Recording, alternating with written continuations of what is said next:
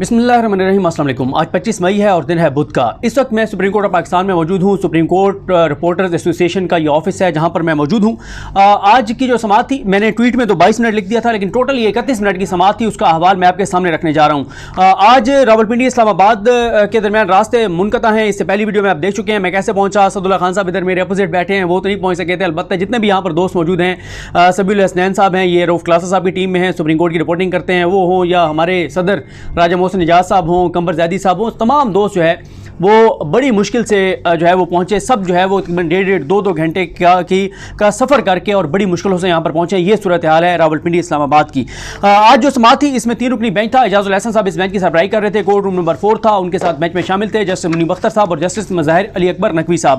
ये दरख्वास्त थी इस्लामाबाद बार की शोएब शाहीन साहब की तरफ से, और जो हुकूमती टीम थी उसमें जो अटॉर्नी जनरल पाकिस्तान अशतर औसाफ साहब वो मौजूद थे, आमिर रहमान साहब मौजूद थे, एडवोकेट जनरल इस्लामाबाद जहांगीर जदून साहब मौजूद थे। वैसे फैसल चौधरी साहब आज मौजूद थे लेकिन वो रोस्टर पर नहीं आए।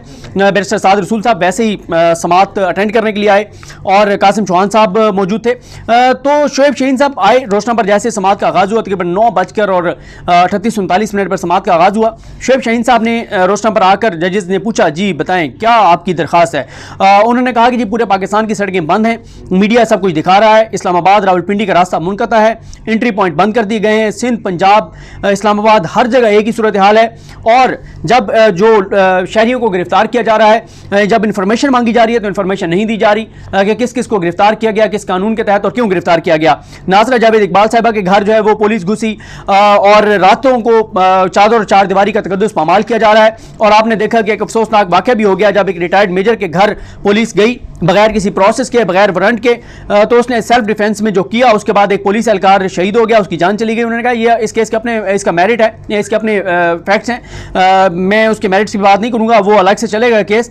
बाबर मान साहब के घर पुलिस गई, कई वकला के घर छापे मारे गए, घरों में घुसे और एक थ्रेटनिंग एनवायरनमेंट है, खौफ का माहौल बना दिया गया है। और उन्होंने कहा कि आइन का जो है आइन और कानून बताता है कि एहतजाज किस तरह से होगा, गाइडलाइन देता है, सुप्रीम कोर्ट के फैसले मौजूद हैं।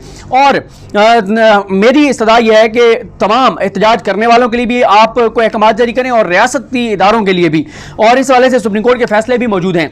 उन्होंने कहा कि डॉक्टर्स अस्पतालों में नहीं पहुंच पा रहे, मरीज अस्पतालों में नहीं पहुंच पा रहे, एम्बुलेंसेज रुकी हुई हैं, आर्टिकल 15 का उन्होंने जिक्र किया, तलबा स्कूल नहीं जा पा रहे, साइलिन अदालतों में नहीं आ पा रहे।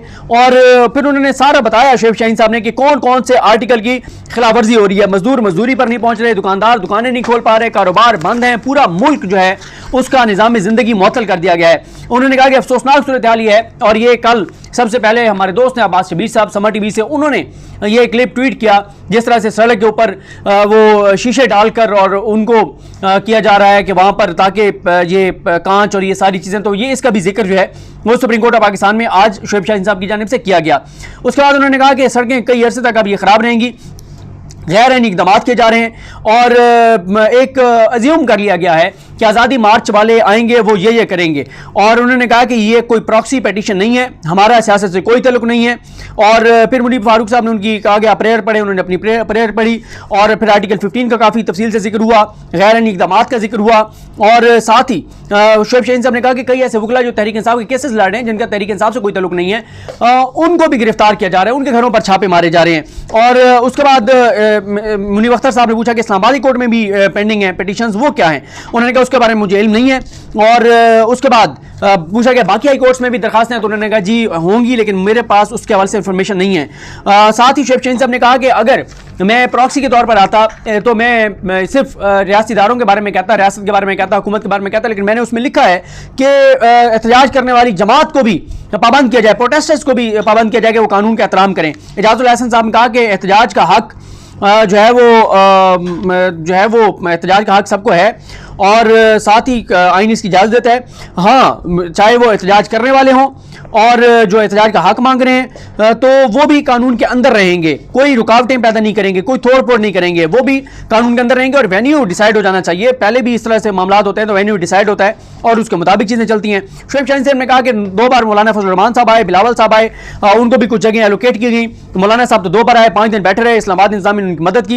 एजाजुल एहसन साहब ने कहा कि एहतजाज का हक आइन कानून में मौजूद है, लेकिन कानून कोई भी हाथ में ना ले, यह बात जरूरी है। मुनीब अख्तर साहब ने कहा कि आप आइडेंटिफाई करें कि कौन कौन से आप बताते हैं कि इंसानी हकूक और बुनियादी इंसानी हकूक की वायलेशन हो रही है। उन्होंने फिर वो आर्टिकल्स पढ़े, आर्टिकल 15, आर्टिकल 16। उन्होंने कहा कि जो है वो साथ ही उन्होंने वो 12 लिस्ट के ऊपर तफसील से जो है वो बात की। उसके बाद 9 बज के 51 मिनट पर अटॉर्नी जनरल पाकिस्तान अशतर उसाफ साहब को रोशना पर बुलाया गया। उन्होंने आकर कहा कि उन्होंने बताया कि उन्होंने वेन्यू की दरख्वास्त भी दी हुई है और बाकी उन्होंने कहा कि जो है वो रुकावटें नहीं लगानी चाहिए और मूवमेंट पर पाबंदी नहीं होनी चाहिए, लेकिन हमने ये सूरत हाल भी देखनी है, इक़दाम करने पड़ते हैं लोगों की जान और माल के तहफ़्फ़ुज़ के लिए। माजी में भी कुछ ऐसी अफसोसनाक सूरत हाल हुई और मीडिया से ये चीज़ पता चली है और मीडिया ने रिपोर्ट किया है कि ये कह रहे हैं कि खूनी मार्च होगा। मुनीब अख्तर साहब ने कहा कि सियासी रेटरिक जो है इसको एक तरफ रखें और आप ये बताएं कि किस कानून के तहत आपने जो है वो रुकावटें लगाकर और पूरे पाकिस्तान को बंद कर दिया है। और साथ ही जो है वो उन्होंने कहा कि जो शुएब शाहीन साहब दरख्वास्त लेकर आए, इनका कंसर्न आम शहरी हैं, डॉक्टर्स हैं, प्रोफेशनल्स हैं, उनका राइट ऑफ मूवमेंट है।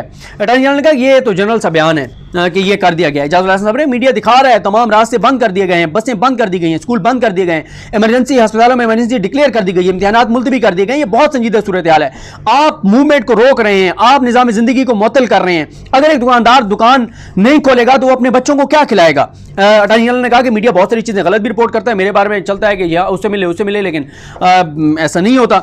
मज़ाहिर अकबर नकवी साहब ने कहा कि मुल्क क्या आपको नहीं पता कि मुल्क भर में क्या हो रहा है और आपको पता है कि आधे मुलाजमीन आज सुप्रीम कोर्ट नहीं पहुंच सके। इस पर अटॉर्नी जनरल पाकिस्तान अशतर उसाफ साहब ने कहा कि मैं यकीनी बनाऊंगा कि जो सुप्रीम कोर्ट के मुलाजमीन हैं उनकी मूवमेंट जो है वो रहे, उनको तहफ़्फ़ुज़ फराहम किया जाए, वो आ सकें। मज़ाहिर अकबर नकवी साहब ने कहा कि इलेक्ट्रॉनिक मीडिया दिखा रहा है, ऑफिशियली अनाउंस किया गया है बहुत सारी चीज़ें। इजाजुल हसन साहब ने कहा कि सरकारी तौर पर इम्तिहानात मुलतवी किए गए, स्कूल तालीमी इदारे बंद किए गए हैं, तो ये सिर्फ मीडिया की बात नहीं है बल्कि ऑफिशियली चीज़ें हुई हैं। इजाजुल हसन साहब ने कहा कि ये तो फिर आइन में जो चीज़ें गारंटी की गई उनकी आप खिलाफवर्जी कर रहे हैं। और अटॉर्नी जनरल ने कहा कि आइन ये भी कहता है कि एहतजाज पूरा मन होना चाहिए। शुएब शाहीन साहब ने कहा कि अभी तो एहतजाज शुरू ही नहीं हुआ, तो आप कैसे पहले अज्यूम कर सकते हैं कि ये होगा, ये होगा, ये होगा। इजाजुल हसन साहब ने कहा कि अगर, और साथ ही अटॉर्नी जनरल ने कहा कि ये कुछ लोग असला लेकर आ रहे हैं। इजाजुल हसन साहब ने कहा कि अगर किसी के पास असला होगा तो कानून अपना रास्ता खुद बनाएगा, लेकिन ये जो ओवर रिएक्शन है ये बेहतर नहीं है। आपने पूरा मुल्क बंद कर दिया है। पहले मुल्क के मुआशी हालात आपके सामने हैं, मुआशी हालात तबाही के दहाने पर हैं, मुल्क फाइनेंशियल कोलैप्स की तरफ जा रहा है। इस पर अटॉर्नी जनरल ने कहा कि सर इस तरह के रिमार्क्स नहीं आने चाहिए। सुप्रीम कोर्ट जब ये बात कहती है, ये चीज़ें मीडिया पर रिपोर्ट होती हैं, तो जो मुआशी इदारे हैं, फाइनेंशियल इदारे हैं, माली इदारे हैं, उन तक भी ये चीज़ें पहुंचती हैं और पूरे मुल्क में एक सूरत हाल जाती है कि सुप्रीम कोर्ट कह रही है कि मुल्क जो है वो फाइनेंशियल कोलैप्स की तरफ जा रहा है। इजाजुल हसन साहब ने कहा कि कॉमन नॉलेज है, अगर आप मुल्क बंद कर देंगे तो फिर क्या होगा? बैंक बंद होंगे, फैक्ट्रीज बंद होंगी, वर्कर पहुंच नहीं सकेंगे, सड़कें बंद होंगी, बसें बंद होंगी, तो फिर बताएं क्या होगा? तो इस पर इजाजुल हसन साहब ने और सुप्रीम कोर्ट के इन 3 मुअज़्ज़ज़ जजेस ने अहकाम जारी किए। उन्होंने चीफ कमिश्नर इस्लामाबाद को तलब कर लिया है, डीसी इस्लामाबाद को, आईजी इस्लामाबाद को, अटॉर्नी जनरल पाकिस्तान तो ज़ाहिर मौजूद होंगे, सेक्रेटरी दाखिला, तमाम एडवोकेट जनरल्स को, इन सब को तलब किया गया है कि आएँ बताएं किस तरह से ये कानून और आइन जिसकी इजाजत नहीं देता, सड़कें बंद कर दी गई हैं, मूवमेंट रोक दी गई है, तबाही और बर्बादी हर तरफ नजर आती है, क्यों ये सारा कुछ किया गया है, किस कानून के तहत? और साथ ही उन्होंने कहा है कि जाती हैसियत में सब पेश हों। ये जो खौफ का माहौल बनाया गया है, सुप्रीम कोर्ट के फैसलों की जो खिलाफवर्जी की जा रही है, जो मूवमेंट लोगों की उसको रिस्ट्रिक्ट कर दिया गया है, लोगों के जो हकूक हैं उनको मुतासिर किया जा रहा है। अटॉर्नी जनरल ने वक्त मांगा कि मुतल्लिका हुकाम से हिदायत लेना चाहता हूँ, 12 बजे तक का उनको वक्त दिया गया है। और साथ ही जो पिटीशन इस्लामाबाद हाई कोर्ट में है उसकी डिटेल्स मंगवाई गई हैं, उसके ऑर्डर्स मंगवाए गए हैं, उनकी कॉपीज मंगवाई गई हैं। 12 बजे आप समात होनी है। उम्मीद काफ़ी है, लगता यही है कि रास्ते जो है वो सुप्रीम कोर्ट कहेगी कि रास्ते खोलने चाहिए, ये कोई तरीका नहीं है।